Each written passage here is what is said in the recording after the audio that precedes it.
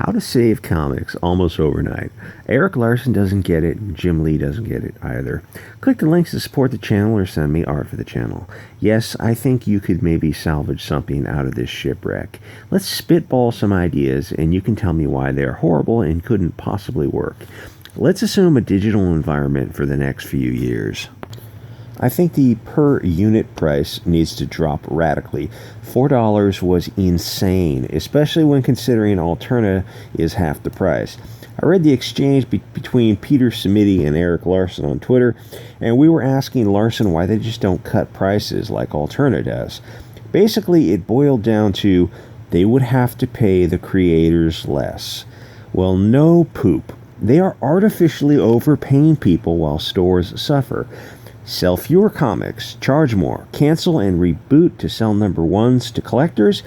This allows them to write alt-left propaganda because they aren't worried about sales. They know it's going to get canceled and rebooted anyway. Ms. Marvel and Captain Marvel are cringe-inducing examples. They need to forget about that business model, focus on continuity and good propaganda-free stories. This is what I'm referring to. I had an idea about merit and profit sharing in a digital model. The teams that produce a comic need to shrink. No more editors. The artists and writers can edit themselves. The team handles an IP. If they sell it digitally, whatever they charge for it is their gross to figure out how to split. I don't know what a digital version of comics is worth. Squirrel Girl tier stuff is worth maybe a dime. In a per-unit sale environment, it's not worth making stuff like Squirrel Girl or Iceman. I don't remember how well the Iceman sold, but it could not have been that good. I assume the whole concept of collecting number ones is over. How do you collect a digital comic? Maybe there will be a black market for people to print and sell unlicensed digital comics.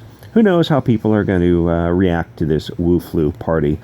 But another model could be a simple subscription service where a bunch of IPs all sell under one roof for a monthly subscription. If your comic sells 1% of the gross, then that is what your team gets to split. If it's worth it to Gail Simone and her team to sell Batgirl, feminist, Marxist propaganda for X amount of dollars, then more power to her and her team. The name brand stuff will sell. Spider-Man, Batman, Hulk, Iron Man, Deadpool, whatever the top dozen characters are. But people will be buying comics based on the story, not the idea of having a physical collection. Will anyone buy Ta-Nehisi Coates' stuff on digital? I really don't think so. All white devils are Nazis. Now buy my comic, Whitey. Good luck with that. Maybe the top chunk of the writers will stick around and still make a living, but all the garbage tier people won't translate to this brave new digital world where merit sells product. Merit and cutting Deadwood. There is no room for work girlfriends, milkshake girls. There just won't be the money to pay them. I'm wondering about the position of editors in this new environment. You may need to just remove the position for a few years until you can bring sales up. The comic formats. Comics can finally be created exclusively for the standard 10-inch tablet to make them easier to read. No more walls of tiny text about the character's long monologue on fighting the patriarchy. I guess this means that literally everything will be made from home and just be files sent back and forth. You need a website and a payment service, but no physical real estate in expensive New York or LA. And yes, Erik Larson, you will be paying people less because you'll be selling less. But I'm sure his Savage Dragon will be doing just awesome in a digital version. I reviewed a few issues. It is pure Trump derangement syndrome and F. Whitey. It's selling about 3,000 issues. I think it's on 247. Somehow, I don't think you're going to sell that for $4 online. He had a snarky little exchange with customers online. If you're selling something, then everyone is a potential customer, and you need to respect the customer, which is something they seem to forget. And to be honest, even the comicsgate guys, some of them have forgotten that. Fire everyone. There is no saving these comic book pros with Trump derangement syndrome. They have hated the customer for too long. Fire them and start over with a new story, philosophy, and social media policy. fair and balanced stories. The reader should not be able to assume the writer's political leanings from the story. Leave your personal politics out of the story. Some stories might be from a left-of-center perspective. Then you need to balance that with stories from a right-of-center perspective. The only way to do this is by hiring right-of-center writers. Right-wing guys can write both sides of a story. Left-wingers literally cannot, because their understanding of the right is a straw man. There have been studies that have shown this. Conservatives can put themselves in the minds of leftists, but the reverse is not true. Social media policy.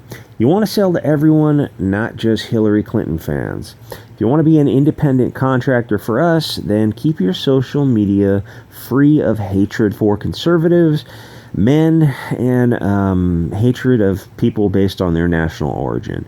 You can't directly control social media, but we just won't hire you if you mention politics. They need to get it through their fat heads that they need to sell to everyone. This means that you stop calling Trump voters Germans from the 1930s. Saying that makes you guys look like the mentally ill snowflakes you are. But really, just fire everyone and start fresh. Comics have slowly went further and further left because the left has been infected. It became cool to let your freak fly. Mental illness became trendy. You ended up with mentally ill people not getting treatment. They started working in comics. Comics became a public therapy session for them to air their daddy issues. It became a competition to see who was the most screwed up. Like who was more punk rock. The winners were dudes who, women who took estrogen to be even more ladylike and got fake boobs, cut their lady testicles off, then topped it off by blowing their brains out. I won't name names, but it's only a matter of time. That 41% doesn't lie.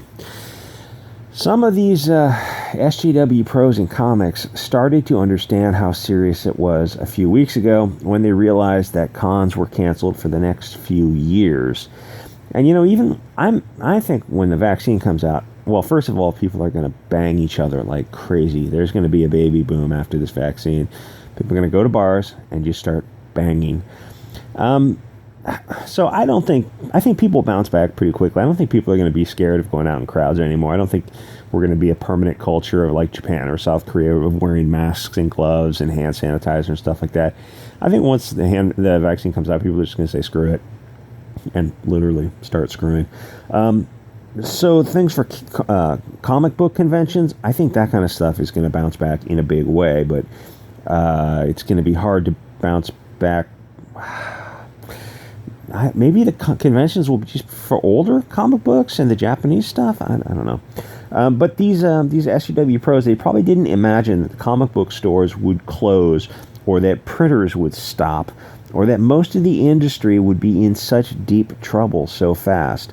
I was listening to a pro talk about how comics was a habit, that if people stopped buying comics for a few months, then the industry wasn't going to recover from that. So from my perspective, mainstream comics die, but it's hopelessly infected with SJWs anyway. So BFD, there is comicsgate and the old classics. And like I said, there was a lot of far left stuff in the old stuff also. Most of the street thugs were white guys even back then. As kids, we didn't notice this kind of propaganda, but it has been there from the days of Lee, Kirby, Spiegel, Kane, and Eisner. It was subtle at first, but to be honest, it wasn't that subtle. Let me give you a weird example of this type of thing. Firewalker was a silly Chuck Norris, Louis Gossett Jr. film from the 1980s. They're looking for a South American gold mine, and they have to escape from corrupt, violent South Americans who are a bunch of drunken struggle snuggleists. I think there's actually 2 struggle snuggle scenes. They wouldn't make this film today. If they did, they would have an evil German corporation chasing the heroes who would be there to save the rainforest. It would be hot garbage. One weird and rare exception to this was Amy Schumer's Snatched, the film, not Amy Schumer's Filthy Snatch, where she portrays South American men as sexist, and she got dragged for daring to point out reality. And I'm not picking on South Americans. Men all over the world are like that. It doesn't matter where you go. Amy Schumer was funny for one 45-minute period 5 years ago when she did a stand-up called Mostly Sex Stuff. Then she started eating, and I guess fat chicks are not funny. Really, it's not so hard to save an industry. Give people what they want. Don't insult them. These comic idiots don't seem to realize that nobody cares about their Trump derangement syndrome. If they weren't in comics, nobody would know who they were.